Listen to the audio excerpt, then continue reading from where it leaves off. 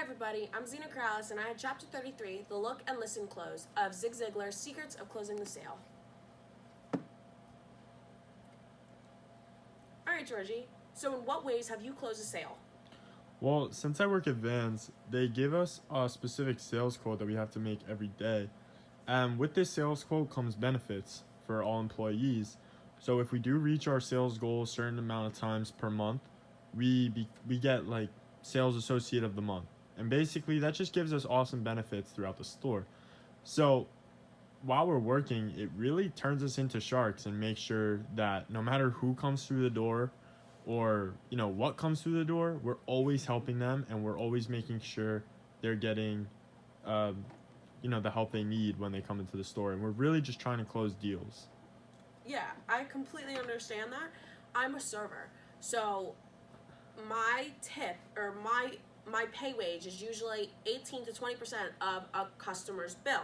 So I try to bulk up that bill as much as possible, and based on the quality of my service, they'll tip anywhere from 18 to 20%.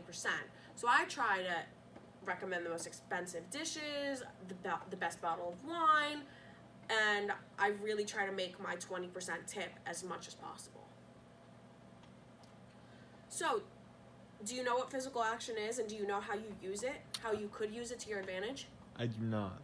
So, physical action is when you physically listen to what the customer or what your customer is saying, and you listen by watching them. You listen with your eyes and your ears.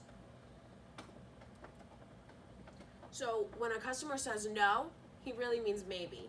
Again, watch their body language. If they're saying no, but they're also asking you a bunch of questions, or they're really feeling the material you're trying to sell them, that doesn't mean that they're not going to buy it. It's a maybe. So the enthusiasm close. So you want to be enthusiastic, but not too enthusiastic. The last four letters of enthusiasm are IASM, and that stands for I am sold myself. And what does that mean? George, do you know what that means? Yeah, I do actually. I describe it as like the only way you can sell a product is if you're already sold on it yourself. So how do you do that with Vans? So, I grew up skating a lot. I was a big snowboarder, big skater. And at Vans, that's really given me, I think, a real advantage over a lot of the other employees, just because I know a lot about the shoes, and the shoes that I know really well, I tend to sell a lot of them. But then, the other shoes that I don't know as well, or that I'm not as familiar with, or I've never like skated in or worn, I tend to stay away from. And my numbers really show it. Like, I do have a high sale amount for. How many times have you gotten Employee of the Month? Almost every single month that I've worked there. Awesome, Georgie. That's great. All right, so our next type of close is the presidential close. So by using this close, you ask a lot of questions.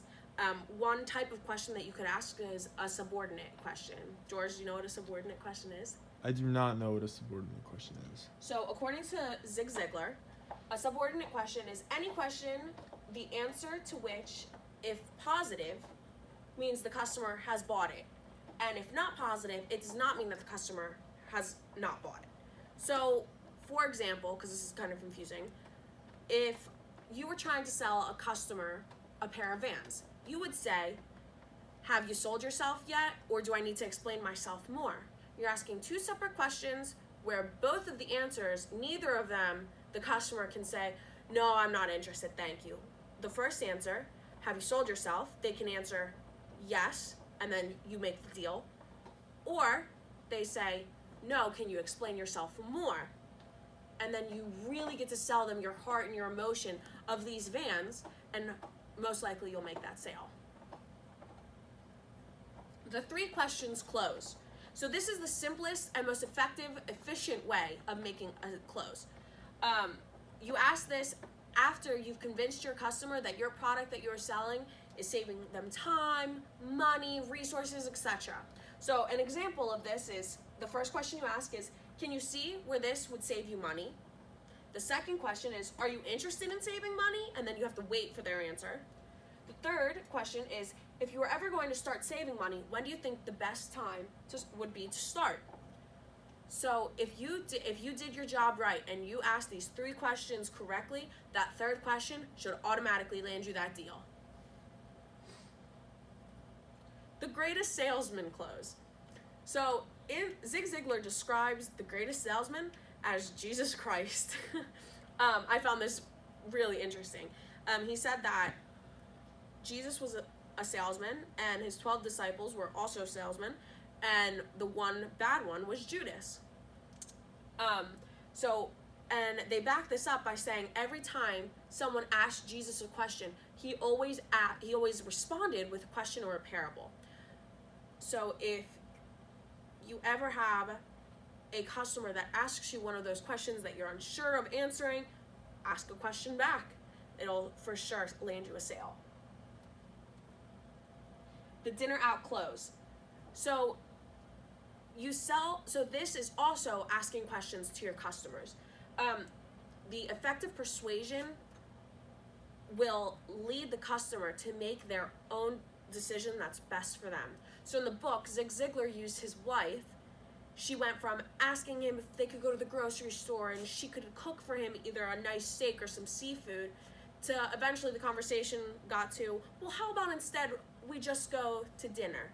So she went from one of the grocery store to going out to dinner and having him spend money. So she closed that sale.